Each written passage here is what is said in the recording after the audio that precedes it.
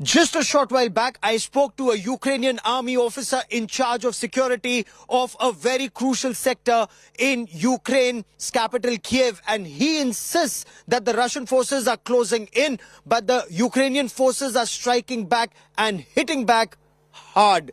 According to him, the Russian forces are trying to launch a multi-pronged offensive on Kyiv. He says the Russian forces have regrouped and are striking Kyiv, but the Ukrainian forces are prepared. Of course, their realignment is taking place in terms of getting more air defense, tanks and artillery pieces closer to the capital Kyiv. We bring you our top story.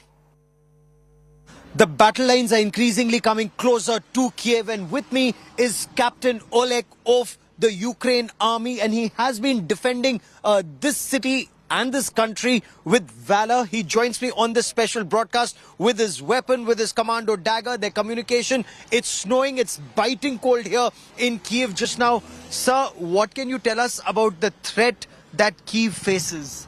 So, of course, we are expecting enemies from some parts, and so, of course, they would like to make a circle around Kyiv.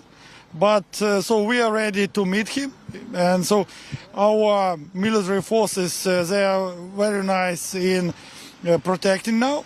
So they are firing all the techniques, all the tanks, and so you should understand one thing, that all our country is absolutely the army, because with all of these things, everyone who is here in Kyiv is fighting against enemy. That's a big point you make. Everyone in Kyiv today is fighting for the defense of Kyiv. But how close is the threat to Kyiv? There are your lines shrinking? Are the Russian forces coming closer? Yeah. Sometimes they are coming because their columns are burned, and so they are trying to calm. So especially Russian soldiers. But they are hungry and mainly, and so they are weak because look, it's not possible to fight against people, against all the population. So they are crazy sometimes because they are trying to kill civilians, they are trying to use their cars, they are trying to use their documents and so on. So our thing is to infiltrate them and to protect civilians and to defend the country and the city. A big point being made by Captain Oleg here. Captain Oleg says that the Russians are trying to come closer, and they're probing, they're launching probe attacks to find out if there is weakness in Ukrainian army's armor, and you're pushing them back. You're pushing the Russians back. Yeah, we are pushing them. They are mad, it seems to me, because we are burning them and they're coming again and again. Maybe they're using drugs. I don't know what's the problem with them, because it's unbelievable. No logic in their actions. So, my opinion, they could not understand what to do and what are they doing. They really believed that they will be met by our people with flowers, but we meet them with bullets only. So, Russia, of course, also says that there is a ceasefire. They've announced a ceasefire for civilians to leave Kyiv and other centers. Is there actually a ceasefire on ground? No, it's not true, because they are trying to shoot civilians. And so some civilians are killed, and because, look, they are fascists, really. Nobody could use. If they want to fight, they could fight against military, but not with civilians. So civilians are not protected, and so they are trying to shoot them when they try to leave some towns nearby Kyiv. Okay. For speaking to us here on India Today, Captain Oleg, many thanks. The battle for Kyiv is extremely crucial and could be critical in the days ahead. With cameraman Pawan Kumar in Kyiv, Ukraine, Gaurav Sawant for India Today. The special forces of the Russian army, the Spetsnaz commandos, have infiltrated inside Kyiv. They have been spotted. They are being engaged. During a conversation with another Ukrainian army officer, he said a team of 8 commandos had been spotted and had been engaged. His impression is that the Russian forces have infiltrated inside Kiev, not just the special forces, but also Chechen fighters and Wagner groups, Wagner forces, and multiple Russian forces intend to strike Ukrainian forces from behind the lines the moment an offensive is mounted from the front. This would indicate that the Ukrainian forces will get trapped between Russian forces attacking from the front and the commandos attacking from the rear. Multiple countermeasures are already being taken. And as the battle lines shrink, with me is another combatant of the Ukrainian army, and India Today has exclusive access to the fighting forces defending Kyiv right now as the battle lines shrink. And sir, what can you tell us? How close are the Russian forces to Kyiv right now? The Russian forces, they are in Kyiv right now. Yesterday, our friends, they saw them in the forest. Eight Russian soldiers. They already in Kiev. It's not like we have tanks in the Kiev, but people from Russians. So with their Russian weapons, soldiers, yes. Soldiers with weapons. Yes. And you know, our families here, our friends here. It's my country. And I want to live in my country like a free man. I don't want Russian soldiers here to kill my friends, my parents, my family. But I want to understand, you are saying that Russians have already entered Kyiv. Are these like soldiers in big groups, or are these small probe parties? Yes, it's like small groups. They have helicopters and they just run in the forest and make their actions, you know. It's not like big groups, yeah, but small groups, and they are in Kyiv right now. The situation here is becoming extremely tense. Before talks between Ukraine, Russia and Turkey in Turkey, the situation does appear to be becoming very grim. And why is that? Because you see movement of heavy trucks, armored personnel carriers, tanks and anti-aircraft weapons inside the city. Earlier, the defenses were outside the city, but now increasingly it appears to be coming closer to the city. What does this indicate? This indicates that the battle lines, the front lines of war, are now no longer outside Kyiv, but either on the edge of the city or even within the city. We bring you this ground report. Vehicles moving in for the defense of Kyiv. It's almost as if the front line is coming closer to the national capital. Now you have tanks, you have anti-aircraft guns, you have additional troops all moving in from some of the flanks closer to Kyiv. And this appears to be new lines being dug, new front lines here in this battle for the defense of Kyiv. So far, this conflict was being fought in Bucha or Irpin on the outskirts, but now it appears that the battle is coming much closer.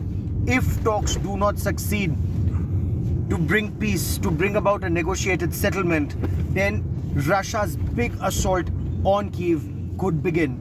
And this could happen as early as the next 24 to 48 hours. With cameraman Pawan Kumar in Kyiv, Ukraine, Gaurav Sawant for India Today. And joining me now on this India Today special broadcast from Kyiv is the first Deputy Foreign Minister of Ukraine, Emny Zaporova. Many thanks for speaking to us here on India Today. What is your appreciation? What do you expect from the talks that are happening between Russia and Ukraine and Turkey in Turkey? Do you think there could be a breakthrough? It is difficult to say for now if there will be a breakthrough. Again, let me be crystal clear about our position, which stands on international law. This is not something that we artificially put on the top, just to trade or to negotiate. These are the very bases that we stand on, and we believe that this is something that we all have to understand and protect, because this is the very basis of international order and law. I'm sure, again, that the war that we have today is, by the way, a direct consequence of our inability to stop aggression in 2014. And if you ask me, my personal feeling is that if we are not able to stop aggression today, here in Ukraine, the aggression will be bigger and it will grow. And we had this case in 2014, so this is something that we will stand on. With regards to our position, again, these three elements are crucial and vital for us. My Minister Kuleba, was clear, saying that he expects a serious and constructive conversation with Minister Lavrov, and that he wants Minister Lavrov not be also constructive, not just bringing these, classic propaganda narratives about their special operation, Russian special operation to save Ukrainian people from war, or these false allegations of committing genocide in Ukraine on Nazis and fascists, and this kind of narratives and propaganda, which is an absolute different reality. All those who came to Ukraine and all those who know Ukraine, this is really far beyond the reality here. So we expect Minister Lavrov to be constructive and a serious conversation should take place. The other issue is that President Zelensky was also clear that he thinks that there should be a direct contact with President Putin to discuss these issues. And this negotiation tomorrow might be also the pretext meeting for the meeting between two presidents that Ukrainian side expects. Do you also anticipate that there could be perhaps a conversation between President Zelensky of Ukraine and President Putin of Russia in the times ahead? And is there a window when this conversation could take place? It's really difficult to say, but what we see so far is a tremendous solidarity, both of Ukrainian society and international community. In Ukraine, what amazes everyone and myself is that people are that much united, that they are trying to stop Russian tanks with bare hands, that they try to build up life shields to protect, for example, nuclear plants. And this is something which is of a great bravery.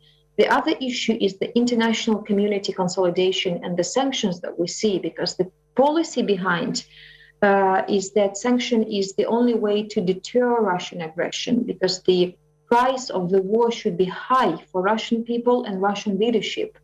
And what we see is a step-by-step policy. What we see is that thousands of business brands have been already left the Russian markets. We see the trade embargo, we see the import embargo for the Russian oil. So we think that the Russian economy should be weakened to that state. President Putin understands that he committed a mistake, and to that state that the Russian side could raid trade and could back to the civilized way of interaction with states, not by war and blackmail and threat, but by communication, by going back to the international order and international law, and this is crucial.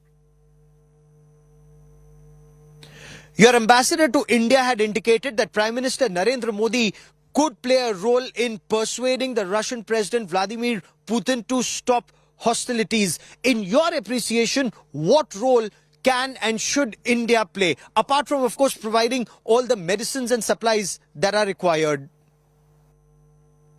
Thank you, dear colleague, for asking this question. We commend the efforts of Prime Minister Narendra Modi. We believe that every possible door, every possible window should be opened. At least we have to untap this potential. I cannot estimate and assess so far what is the potential and what is the potential outcome of these negotiations, but I think that this is a moral stand for every leader in the world today to at least reach out the Russian side and to stop this aggression, reach out the Russian side and to explain that this is not the way how it should happen in 21st century in the middle of Europe, in the neighboring countries, in the countries that have millions of people interconnected by family ties. So I think that the Indian side, because the other thing is that here in Ukraine we have hundreds of Indian students. They are also under the risk of humanitarian disaster, of actually being killed and shelled like Ukrainian citizens.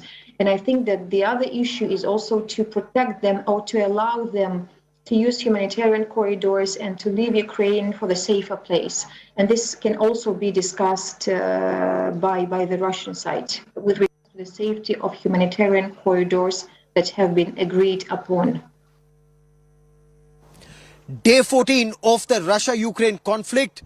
Russia announced unilateral ceasefire in 6 cities, including Kyiv and Kharkiv, Sumy and Mariupol, so that civilians, non-combatants, they could all get out of the conflict zone and food, medicines, water, essential supplies could be rushed to these war-ravaged areas. But is this an indication that the moment non-combatants are out, Russia could mount a massive offensive against not just these cities, but also the Ukrainian capital, Kyiv? We bring you the day's developments on day 14 of the combat.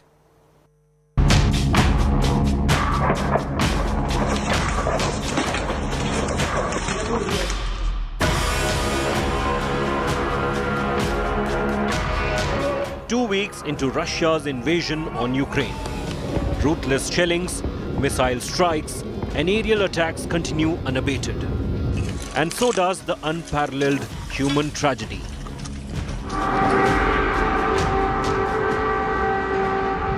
Air raid alerts continued to blare in capital Kyiv, second largest city of Kharkiv and Vinnytsia. Residents still holed up in the devastated cities had to run for their lives for the nearest bomb shelter.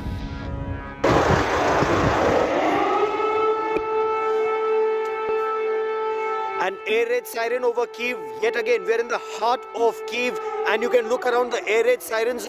Once again, people are being asked to rush to evacuate vehicles, security asking vehicles to get off the road.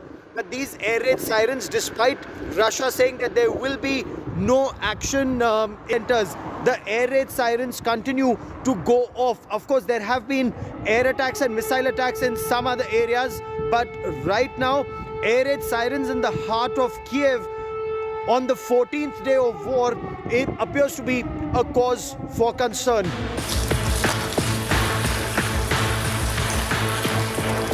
Kharkiv buildings were reduced to ruins after heavy shellings. Smoke engulfed cars, trees burnt and charred. The aftermath of an air attack, a broken bridge in Irpin, a Kiev suburb narrated the fierce destruction. Fleeing locals had to cross the broken bridge, putting themselves in grave danger. Kyiv right now is like a castle with lots of blockposts, with lots of people around who are working together, and they don't get about their occupations. They are just taking guns. They are taking everything they can. They're organizing themselves. They are communicating. They're searching for information. They're checking the information. They are helping to poor people. They do lots of things, humanitarian things, military things, assisting things, a lot of it. And I just want to mention that to Alex's previous words, more than 50 children become a victim of this Putin invasion. A massive Russian attack on a military dormitory in Zhytomyr left it in ruins. The entire area was demolished beyond recognition.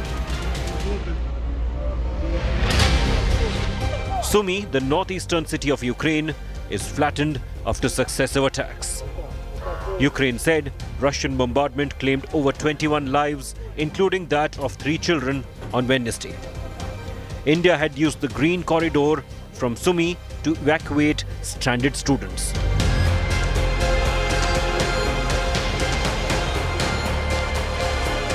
But the Ukrainians continue to fight with resilience.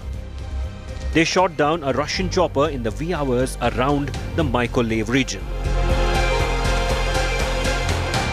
Seized Russian tanks were seen being towed away. But amid unending crisis, there were first signals of a possible truce. President Zelensky, in a big climb down, said that he is no longer seeking for a NATO membership for Ukraine, adding that NATO is not prepared to accept Ukraine, and he understood this a long time ago. He said NATO is afraid of confrontation with Russia. The war is going exactly the way Russians expected it to go. these are small setbacks here and there, tactical setbacks. They are not major strategic setbacks. They are very tactical in nature, and they can be overcome sooner or later. But see how things are changing diplomatically and on a political front. Yeah. Zelensky, who appeared to be so adamant till a few days back about negotiating with Russia and with Putin directly, he's now, you see his stance changing now, and he's coming down, and he's willing for a negotiation. Yeah. Not only that, Ukraine probably will not be pressing for its membership of NATO, but also that they are ready to talk about Crimea and those Donbass. Yes. And that's a major shift in policy. What Russia anticipated and what Russia planned and what Russia executed, it's going exactly as they wanted. Will Zelensky's conciliatory note strike a chord with Putin? With Gaurav Sawant and Rajesh Pawar in Kyiv, Bureau Report, India Today. Day 14 of the Ukraine-Russia conflict, and this conflict is now getting extremely intense. The question still remains, how is it that Russia, a superpower, has been unable to bring Ukraine down on its knees in 14 days? It hasn't been able to enforce its mandate. One, change of leadership, and two, demilitarization of Ukraine. What are the primary reasons? In our next report, we tell you 5 major reasons why Russia hasn't succeeded so far.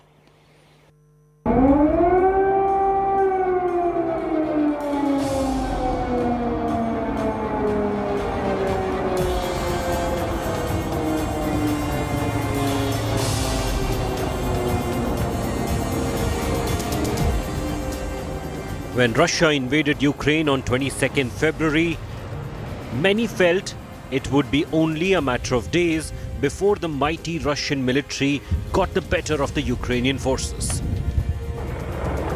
A fortnight later, the end game remains unclear.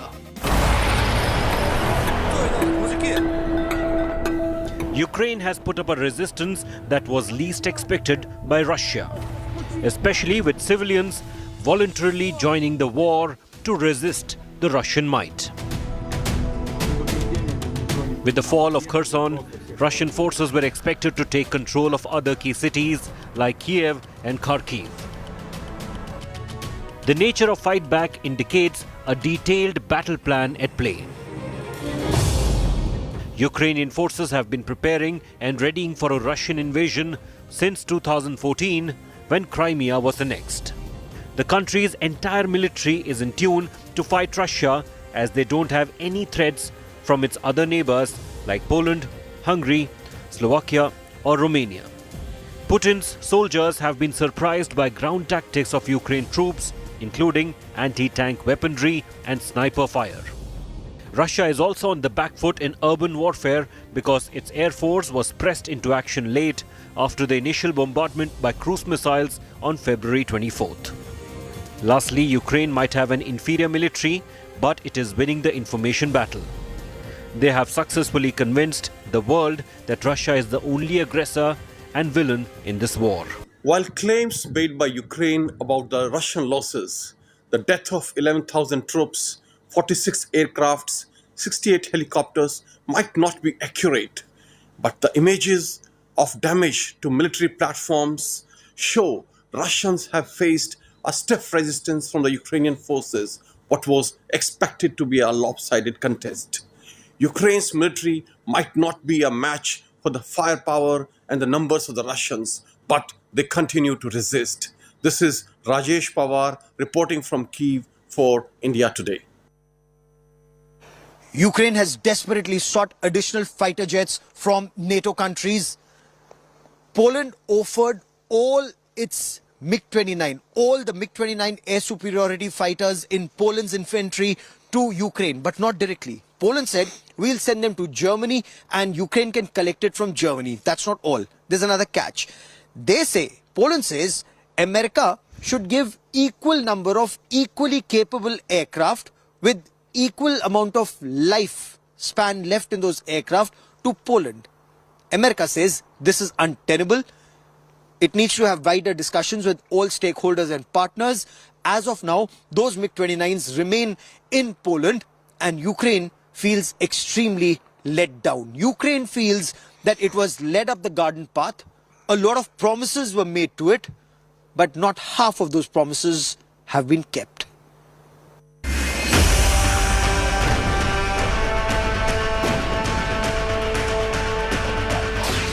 Over 2 weeks of relentless attacks by Russia. Multiple Ukrainian appeals to NATO for help. Empty promises for Ukraine. We're in this together. We will succeed together. Ukraine is going to prevail. But Zelensky is all alone in this war.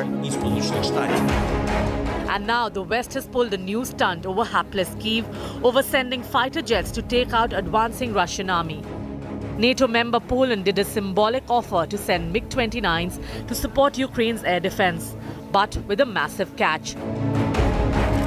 Warsaw said it will merely send its jets to NATO airbase in Germany's Ramstein, putting the onus on the US to send the jets to Ukraine. The proposal faced a categorical rejection. Pentagon, wary of getting drawn into the war, called the offer untenable,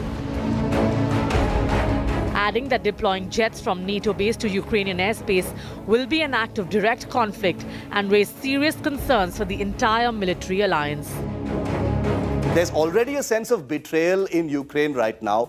Now they're playing Chinese checkers with their jets as part of the NATO alliance, but not actually substantively sending any forces into Ukraine. It is understandable why they don't want to do that, but these little moves between Poland and Germany and NATO and the US just shows that there is no plan in place. This essentially means Zelensky and Ukraine are left to fend for themselves against Putin's army, with no help forthcoming from the West. They are attacking civilians, and attacks against civilians cannot be left unresponded for too long. That is why I expect the governments of the NATO countries to be reacting in the nearest future. This is not the first time Zelensky is facing betrayal from the West. A week ago, NATO rejected Zelensky's fervent appeal to enforce a no-fly zone on Ukraine's skies. Today, the leadership of the alliance gave the green light for further bombing of Ukrainian cities and villages, having refused to set up a no-fly zone. Could the NATO and West avert the massive human suffering and unprecedented destruction of Ukraine? Or they simply wilted in the face of Putin's unprecedented show of strength? Bureau Report, India Today. India heaved a sigh of relief as close to 700 Indian medical students who were trapped in strife-torn Sumy were finally evacuated, taken on board a special train to Lviv and to Poland. They will soon be flying back to India. But this was an extremely difficult task. At least twice they reached the area where they were supposed to be picked up. But because the ceasefire was unilateral, not accepted by both sides, they had to go back. Fortunately, Russia and Ukraine agreed. Indian officials rushed there, retrieved those children and brought them out of harm's way. We bring you a harrowing story of how these children remained trapped in Sumy and how finally they were rescued. India breathes a huge sigh of relief. The last batch of 700 Indian medical students who were trapped in the Ukrainian city of Sumy reached Lviv on Tuesday. From Lviv, the students are taking a special train that will take them to Poland border. The Indian government has arranged aircraft to fly them out of Poland. The last 48 hours had been full of suspense as initial attempts to evacuate had to be dropped following heavy gunfight. On Monday, Indian students were taken from Sumy to Poltava in 12 buses.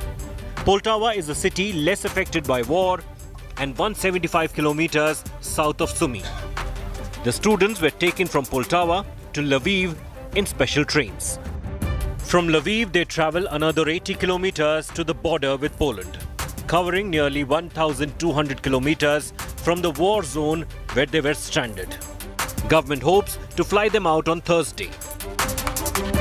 The rescue efforts are nearing success after 2 weeks of frustration that saw the students remain trapped in war-torn Sumy without any hope of evacuation. The breakthrough came after Prime Minister Narendra Modi spoke to Russian President Vladimir Putin and Ukrainian President Volodymyr Zelensky. The two warring nations finally agreed to India's demands for a humanitarian corridor for evacuation of foreign nationals. The government has urged all Indians to leave Ukraine before the war gets nastier. Bureau Report, India Today.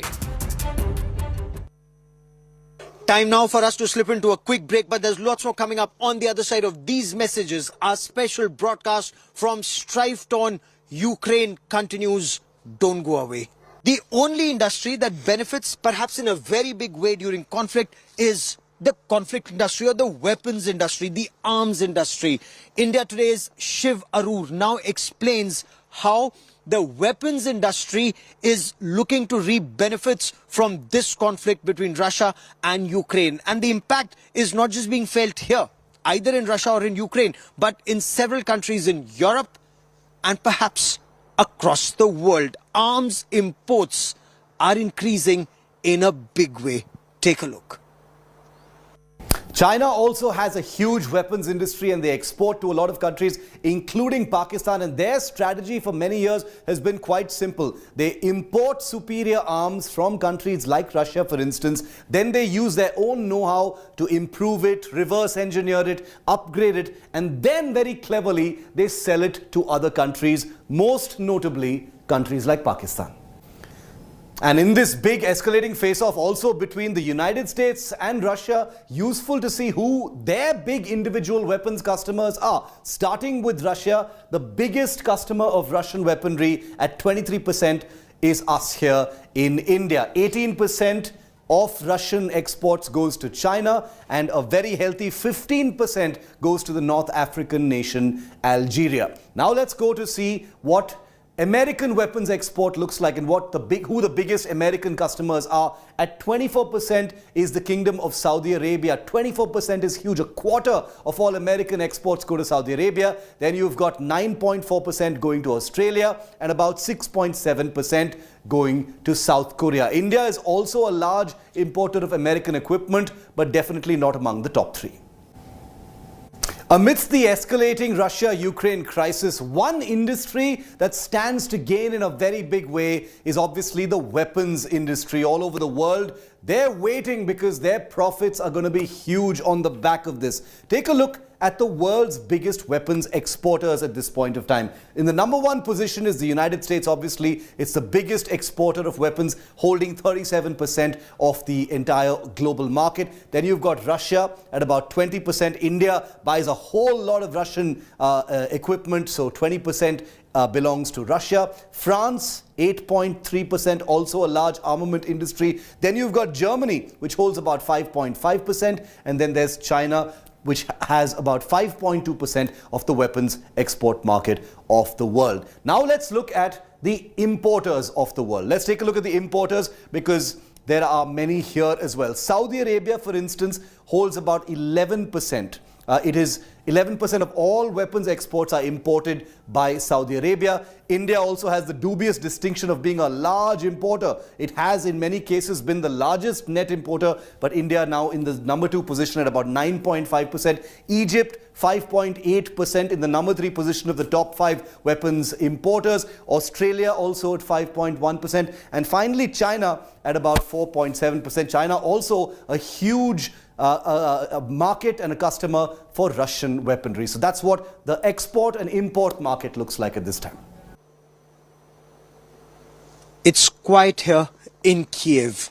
No bombs, no air raid sirens, at least for now. But how long will this ceasefire last? Will dialogue between Ukraine and Russia lead to lasting peace in this region, or will Russia enforce a regime change and demilitarization of Ukraine, its primary objectives in the days and weeks ahead? We will continue to get you the latest developments, but that is all we have for you on this special broadcast from Kyiv, Ukraine. From cameraman Pawan Kumar and I, Gaurav Sawant, many thanks for watching.